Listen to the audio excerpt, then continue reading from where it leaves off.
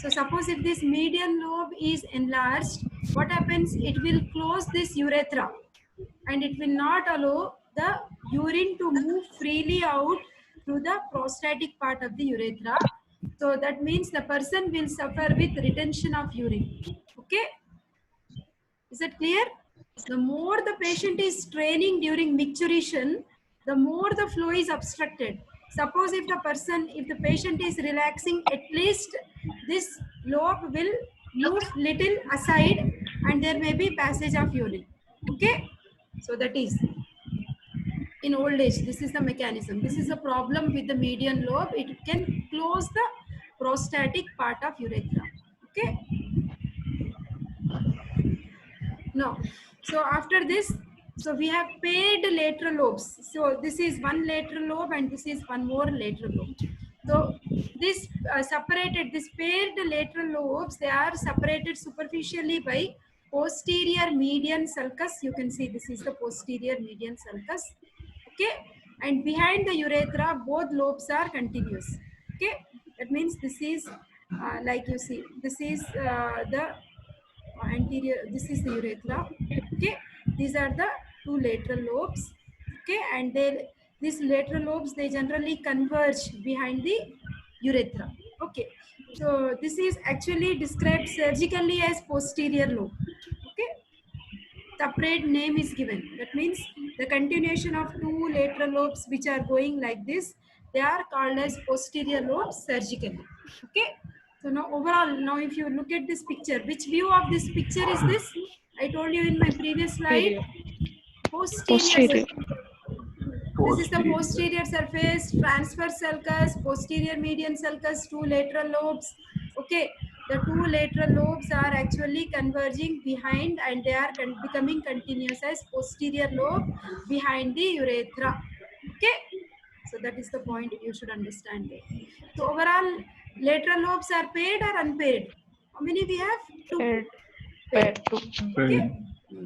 So this is the urethra. That means two lateral lobes are covering the urethra. Okay, in front of the urethra, the lobes are connected by the fibromuscular isthmus.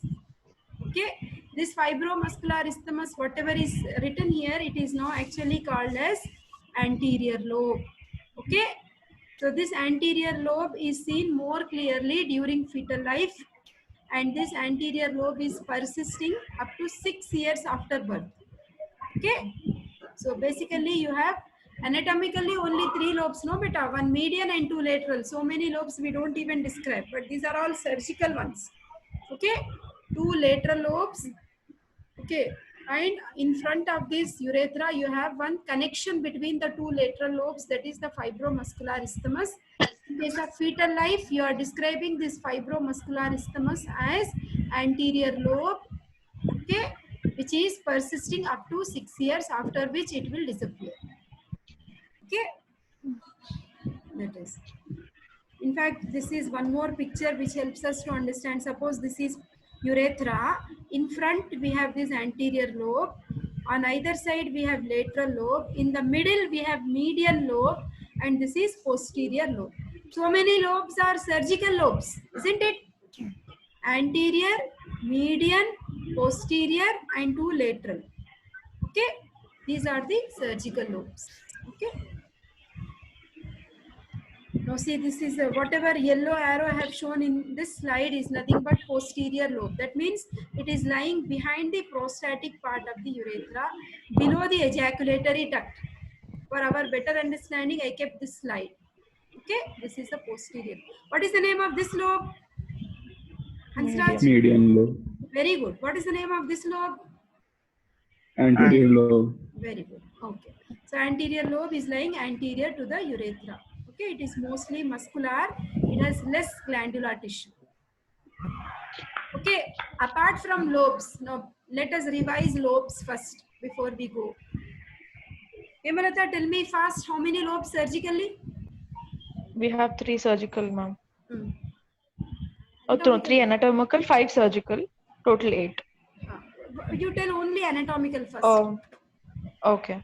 So we have anterior, posterior, and median lobe. No, beta. Anatomically, median right and left lateral lobes. That's it. This much only. What, ma'am? What can you repeat? Sorry. Anatomically, one medial and right and left lateral. This much only. Okay. Oh, haha. Okay, okay. What Ritika Okay. told us is surgical lobes. Okay, okay. Okay. Imad, can Got you repeat what are the surgical lobes? Ma'am, there are the anterior, posterior, median, and lateral. Lateral. Yeah, very good. Anterior, median, posterior, and two lateral. Okay. So I hope lobes are clear. Anatomical type of classification and surgical type of classification. Now, apart from this, we also have zones. Okay. So glandular tissue of the gland is subdivided into three distinct zones. Why we are bothered about zones? Because from the glandular tissue, we will see cancers are coming very frequently. That's the reason we also study about zones in anatomy. Okay. Everything is important, but it's an essay question. And that's why I'm going slowly only. Okay, see. So whatever is shown in blue color, this is a different plane beta. You are seeing from the other direction. Which lobe is this lobe? Anterior lobe. I'm talking about lobes. Anterior lobe, ejaculatory duct दिखाई दे रहा ना बेटा? ये पीछे का है, ये posterior lobe. Anterior lobe. So if there is ejaculatory duct, then it is posterior view. 100%, no beta. Okay. Sagittal Okay, section. Till now we have seen pubic symphysis this side. Now you are seeing the other Okay, side. okay. Don't get confused. Okay. This is Okay, anterior okay. lobe. This is posterior lobe. Here we have the ejaculatory duct, and this is the prostatic Okay. part of urethra. Okay. Now see here, the glandular tissue of prostate gland is subdivided into three zones. So whatever is shown in blue color, this is peripheral zone, which is comprising 70%. And then whatever is shown in pink color, that is central zone, that is 25%. Okay. And in between these two, whatever we have is transition zone, that is 5%. Okay. How many zones we have? 3. Peripheral zone, central zone, transition zone. Peripheral zone forms how much percentage of prostate gland? 70. Central zone forms how much? PCT, part completion test, you remember. Peripheral, central, and transition. 70, 25, and 5. Overall 100%. So we have 3 zones. Peripheral, central, and transition. Okay, 70, 25, or 5. Okay, beta? Now this is central zone, no? So now you can see the central zone is the zone which is surrounding the ejaculatory duct. Okay, and it is going just behind the urethra. Okay, which part of the urethra? Pre-prostatic part of the urethra. Okay, overall when you see the central zone, it is like cone. C for central, C for conical, like that you remember. Conical in shape, Mehndi cone, it is like. Okay, so apex is directed towards colliculus seminalis that I have shown you in my previous slide. In the prostatic urethra, you will see there is an oval elevation where you have prostatic utricle and ejaculatory ducts opening. That is nothing but colliculus seminalis. Okay, the apex is corresponding to the colliculus seminalis. Okay, is that clear? Central zone, 25%. It is surrounding the ejaculatory duct. It is seen behind the pre-prostatic part of the urethra. Conical and apex is directed towards colliculus seminalis. What is this round structure here? Colliculus seminalis. Seminal follicle. Seminal colliculus. What is this opening? Prostatic. What are these two openings? Ejaculatory duct openings. What are the small openings? Sinuses, prostatic. Prostatic sinuses. What are these openings? Corpus gland. Bulbo. Bulbourethral. Bulbourethral Corpus gland. Yeah, bulbourethral gland openings. What is this triangle area?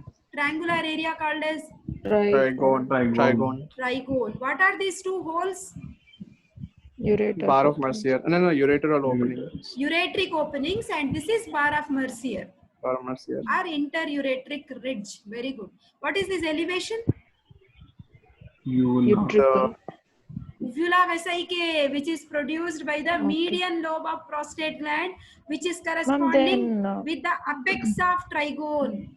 Corresponds with the ma'am, apex. one doubt, ma'am. Yes. Can you The repeat, difference ma'am? between prostatic utricle and this vesicae, what is it, ma'am? Sorry, beta. Please repeat the question. What is the difference between prostatic utricle and that whatever vesicae you told, ma'am, just now? This is prostatic utricle, beta. Also the duct opening, prostatic duct opening only utricle. Utricle. This is Uh-huh. this is uvula vesicae. I'm repeating, Ritika.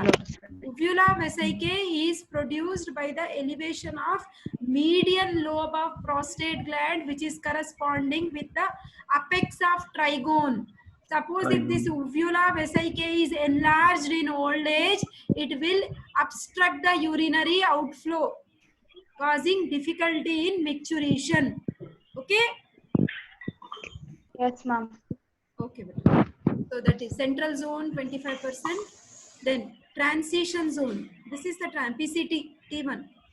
Okay, how much percentage? 5%. Okay, it lies around the distal part of the pre-prostatic urethra, just proximal to the apex of the central zone. This is the apex.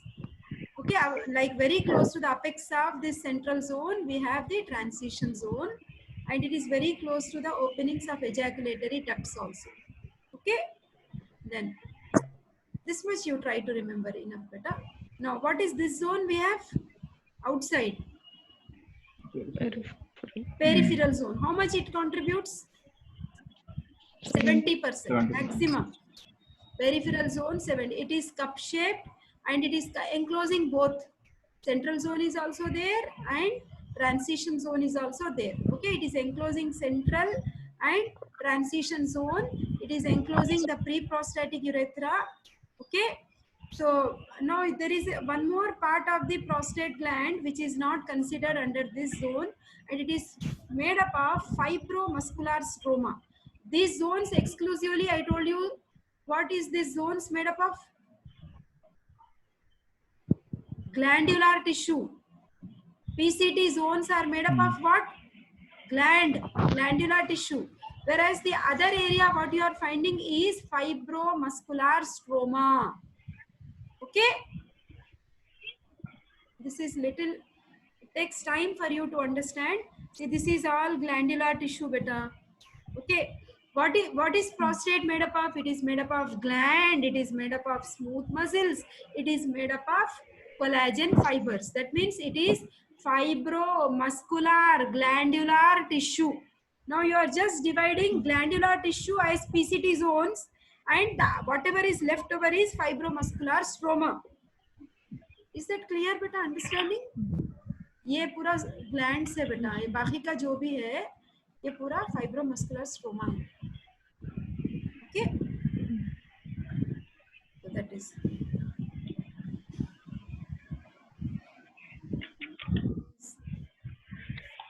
Now clinical importance. So peripheral zone was comprising how much?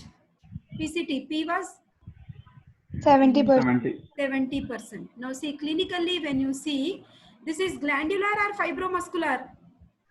All PCTs. Glandular. Gland. Very good. So wherever gland is there the risk of cancer is high. So peripheral zone is a place which is risk for carcinoma of prostate gland. Okay, this is our transitional zone, no? So transitional zone is the place where we have benign prostatic hypertrophy. I told you benign is the word which is used to represent early stage of cancer, isn't it? Fibroids. Early stage of cancer is benign, late stage of cancer is malignant, also called as carcinoma. Okay, so in this transition zone, what type of cancer is occurring? Benign. The enlargement of prostate gland is called as prostatic hypertrophy. Now you don't read anything. Suppose if this transition zone is enlarged, what will happen? Does it not compress the prostatic urethra? हाँ, prostatic urethra को दबा देता ना बेटे, तो passage narrow हो जाता, isn't it? So when this passage is becoming narrow, do you think the urine can flow out easily? No. No. Okay, so that is written here. So in the transition zone, generally we will see the changes are benign prostatic hypertrophy, which leads to the compression of pre-prostatic and prostatic part of urethra, which will cause retention symptoms of urine outflow. Okay, so in this cone shaped area is central zone. It is generally not involved in any disease. So you lift T, PCT is there, no, P and T are dangerous. P is carcinoma and T is benign prostatic Benign. hypertrophy.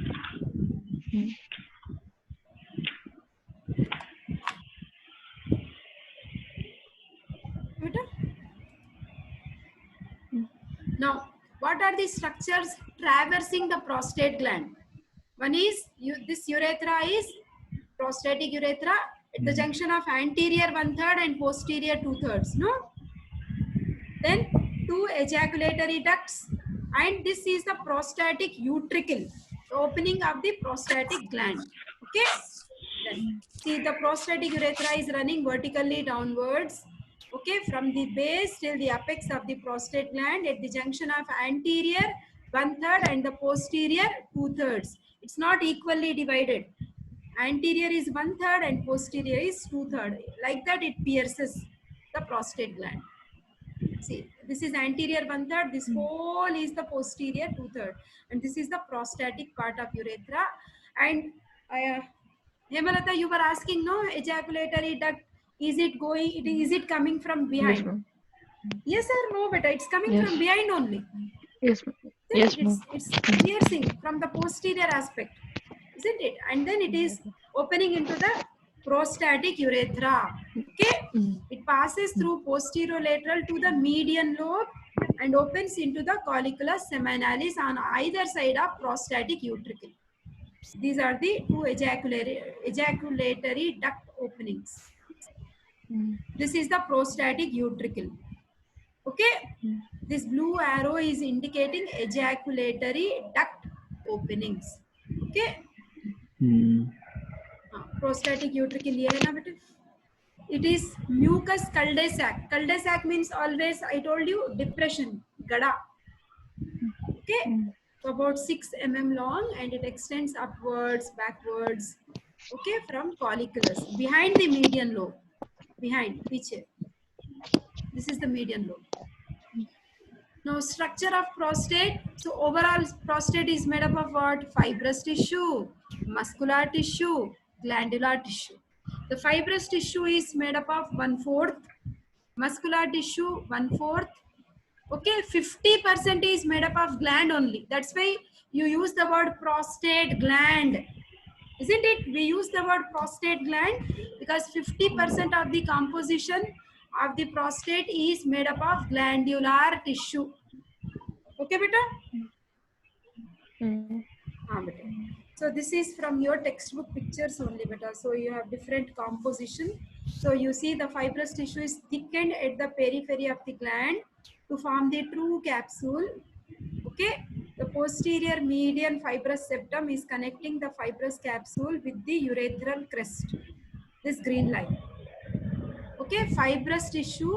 How much it is made up of? 1/4, no? That means 25%. Okay, ये पूरा green line जो भी है, which is forming the true capsule, and from behind it is forming the posterior median fibrous septum, which is becoming continuous with prostatic urethra. Okay, to be very much clear, that is corresponding to the urethral crest. Okay, then we have muscular tissue. So muscular tissue is made up of all smooth muscles. Okay, and that muscular tissue will be in continuation with the, these are muscle fibers. Which color is this? Brown color. This one. Ma'am, where is this urethral crest, ma'am? Urethral crest, again I will take you. This was this median elevation. This I have discussed when we were discussing the prostatic urethra. There will be that picture which I kept in urethra is much more clear. That pink diagram. There you just go and check once. Okay. Here you will have the urethral crest. Okay. This is uvula vesicae below this. Okay, urethral. Okay. You will have. So what are we discussing? Fibrous tissue is this green picture, and then we are now talking about muscular tissue, which also makes around 1/4, that means 25%. It is made up of smooth muscles. The smooth muscles are in continuation with the detrusor muscle of the urinary bladder. Okay, muscles are arranged as outer sheet beneath the capsule. This is the outer sheet. Okay, so these sheets are all having radiating muscle fibers, round fibers. Okay, now in between these fibers you will see the follicles of the glands. Okay, follicles, openings of the glands. Overall, from this picture, what you can make out, easy way to draw, this green line is indicating fibrous capsule. Whatever brown thing you are finding, this is all made up of the muscle fibers.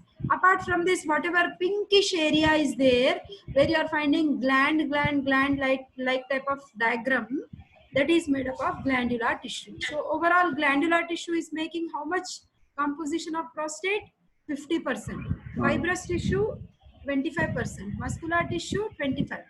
So 1/4 and half. Okay. So that's what is described, beta. Now the glands. So what are the various types of glands we have? See, whatever is shown in pink area, these are inner mucous glands we have. Okay, which are surrounding the urethra. And whatever is shown in this area, this brown area, these are intermediate submucous glands. Okay, whatever are shown in outside, those are the outer main glands. Outer main glands. So glands overall 50% composition is glands only, no? So how to classify them as inner mucus, intermediate submucus, then outer main glands. Okay, is it clear, beta? Mucus is surrounding the urethra.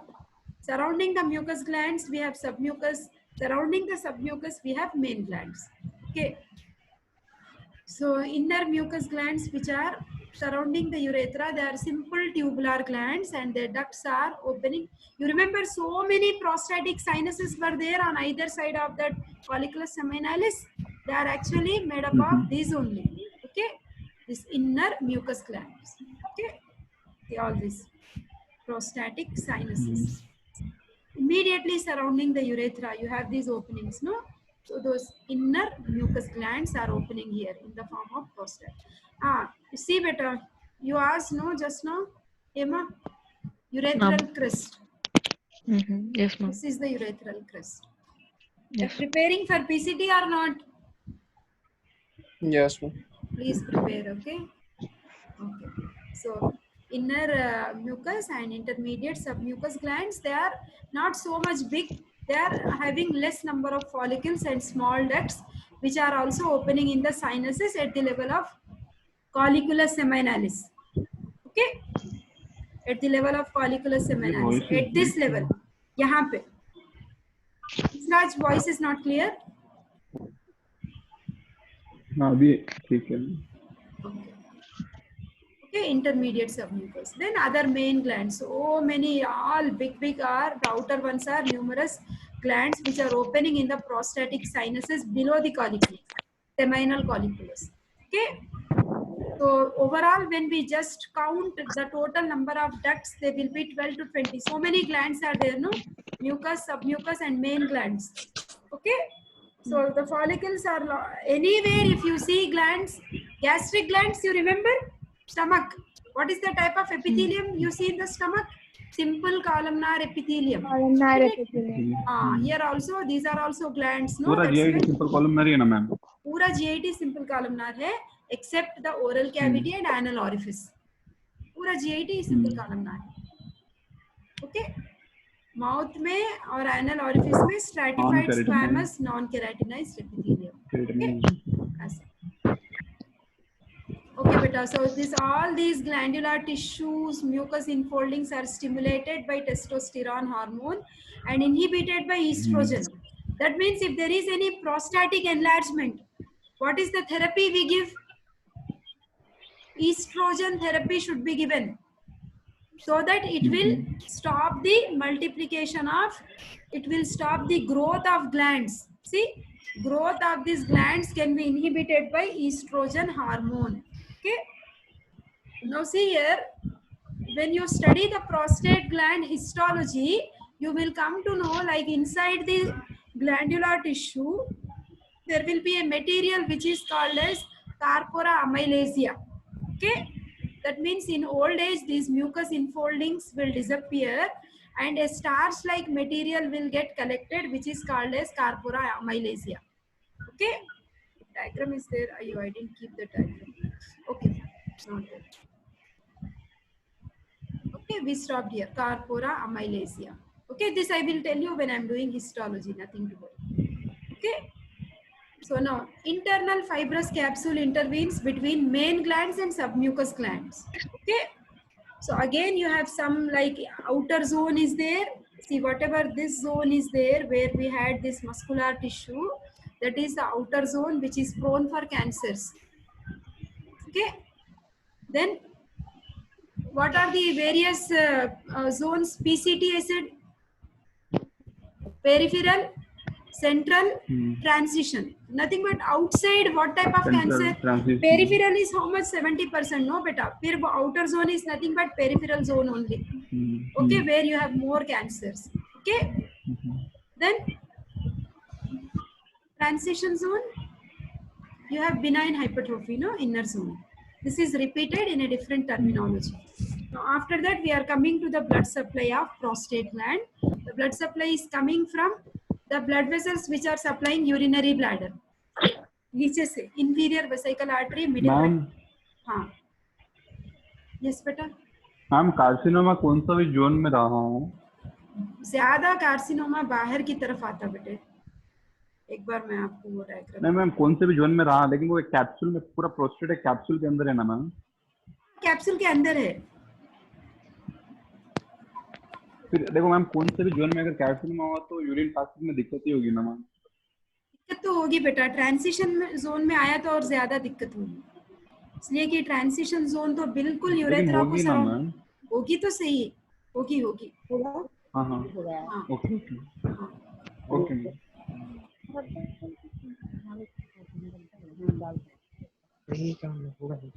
Okay, beta. Now see here, before our time. Okay. So what are the blood vessels? Inferior vesical artery, middle rectal artery, internal pudendal artery. Okay. Do you remember between the true and false capsule we had prostatic plexus? That is actually the continuation of the venous plexus, which also surrounds the urinary bladder. The one which is surrounding the urinary bladder, you call it as vesicle.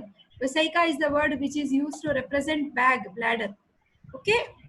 So that means the veins of the vesical venous plexus and prostatic venous plexus, they are draining into internal iliac vein. Okay.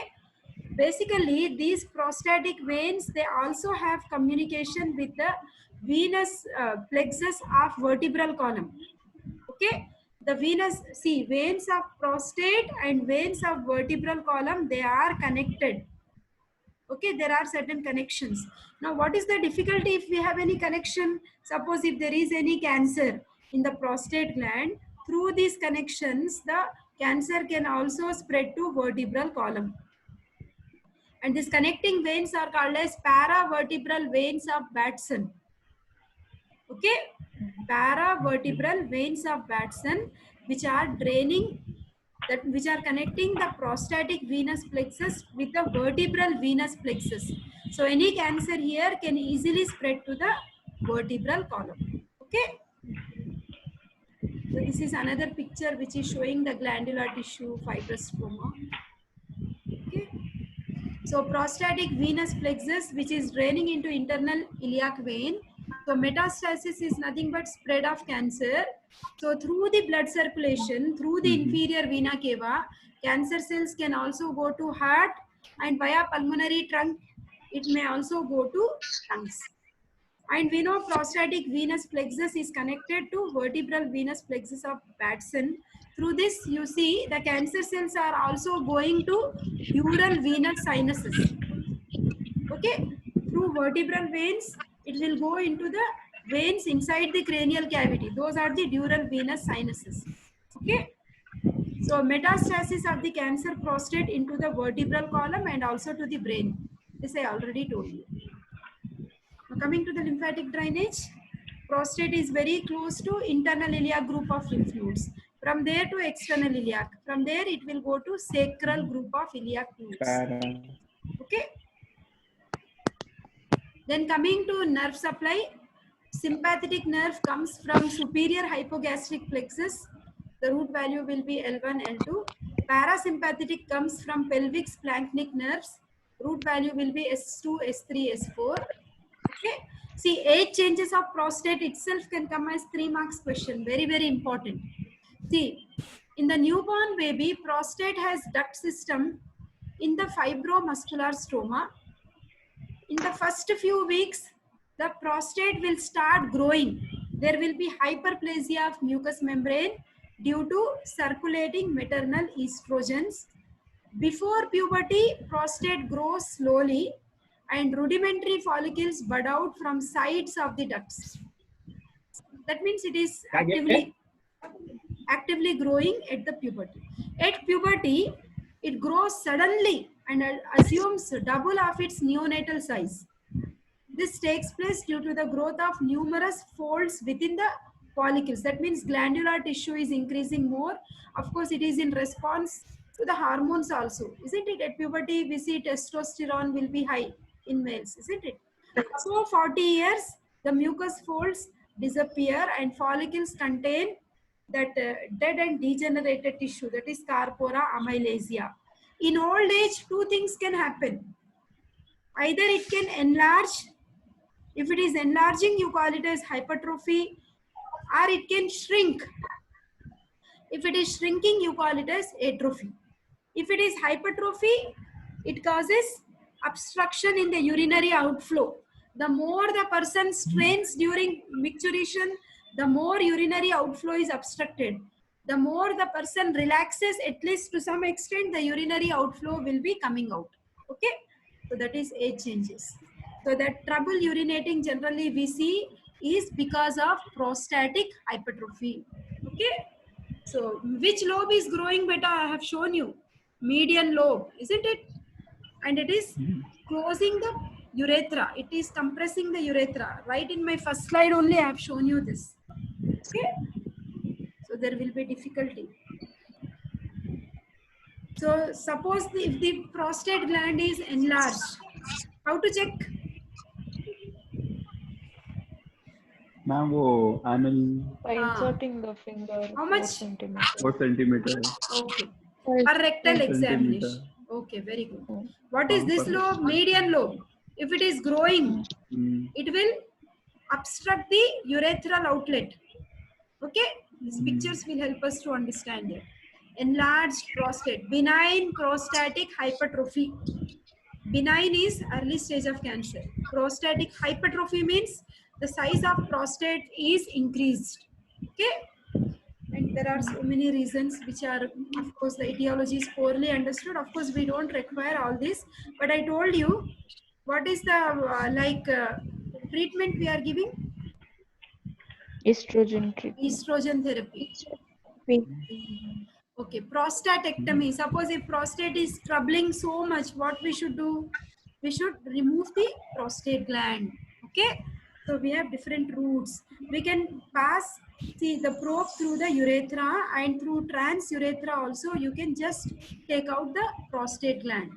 Okay, so that route is called as transurethral route. Okay, so prostatic carcinoma in which zone? In the peripheral zone. I told you 70% of the prostate gland is seen in the periphery, and that glandular tissue is affected usually, isn't it? So this is the normal prostate. You can see this is the prostatic cancer carcinoma. Okay, this is anal orifice, rectum. You are passing the finger for rectal examination. You are able to palpate the posterior surface, posterior lobe of the prostate gland. Okay, this is for rectal examination. Okay. So again, see, for all cancers we should How to prevent cancers? By taking healthy diet, isn't it? So research shows that diet containing high amount of animal fat actually helps prostate cancer to grow. So that means vegetarian diet is always safe. Okay, beta? Okay. Okay, seminal vesicles, I think I told you when we were discussing the male reproductive system in the beginning itself. Okay, so this is the last slide.